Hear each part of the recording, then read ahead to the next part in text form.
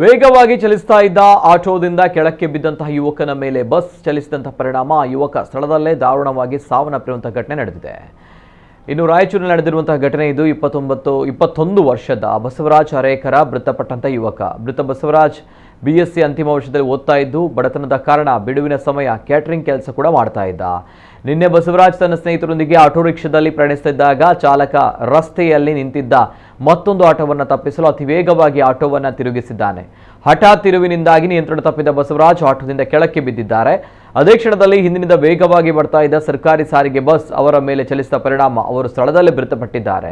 ಮೃತ ಬಸವರಾಜ್ ಕುಟುಂಬಸ್ಥರು ಬಸ್ ಚಾಲಕನ ವಿರುದ್ಧ ಸ್ಥಳೀಯ ಪೊಲೀಸ್ ಠಾಣೆಯಲ್ಲಿ ದೂರು ದಾಖಲಿಸಿದ್ದಾರೆ. ಅಪಘಾತ ಸಂಬಂಧ ಪೊಲೀಸರು ಬಸ್ ಚಾಲಕನನ್ನು ವಶಕ್ಕೆ ಪಡೆದು ತನಿಖೆ ನಡೆಸಿದ್ದಾರೆ.